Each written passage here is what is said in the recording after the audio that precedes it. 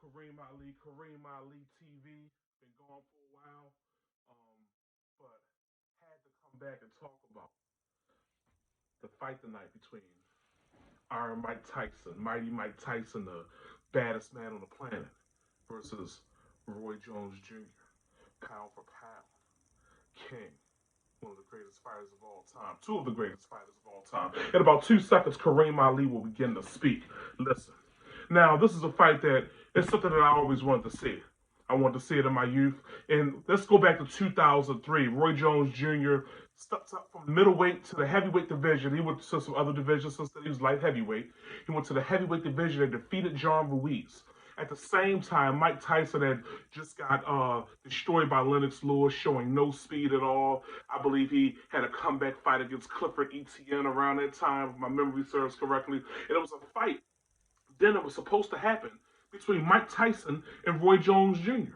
And if the fight had took place at that time, Kareem Ali is of the belief that Roy Jones Jr. had a great chance to win, a great chance to take a victory against Mike Tyson. I don't know if he would have because there's always a chance to get caught. But remember, this is pre Roy Jones cutting weight to barely beat Antonio Tarver in the first fight, and then to get knocked out by Antonio Tarver, and then in the second fight, and then more brutally knocked out by Glenn Johnson in the fight directly following that one. So we didn't know that Roy Jones didn't have a chin. Prior to that, Roy Jones had went years and barely lost a round. That's how good he was. Roy Jones was so good that no one even gave a second thought to Floyd Mayweather or anyone else that was fighting at the time for pound consideration.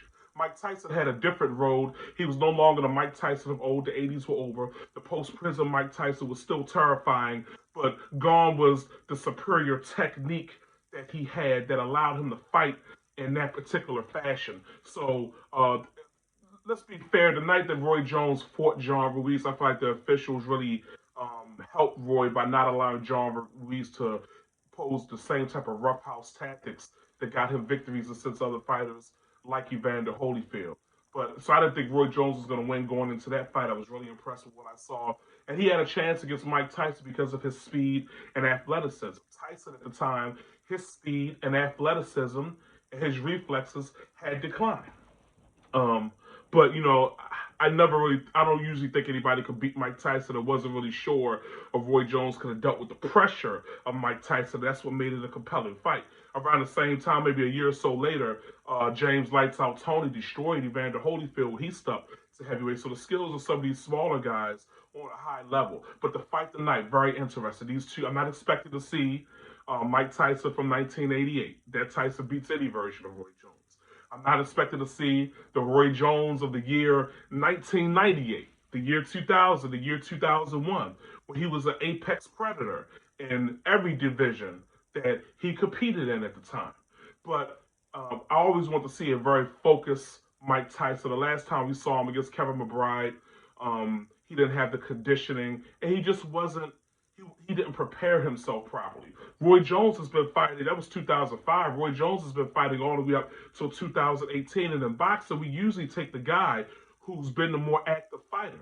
But my problem with Roy Jones in this fight is just that I just don't believe that he still has the reflexes or the legs to really get to keep him away from Mike Tyson, depending if Mike Tyson has any of his explosion to be able to cut off the ring and walk Roy down. I don't think Roy Jones has the power to hurt Tyson with the type of punches that Mike is usually able to take. But this is not even a 35-year-old Mike Tyson. This Mike Tyson is 54, and things hurt a little bit when you get older. It's the one thing to hit the pads very well, but it's different when you're in there with an actual man that's moving.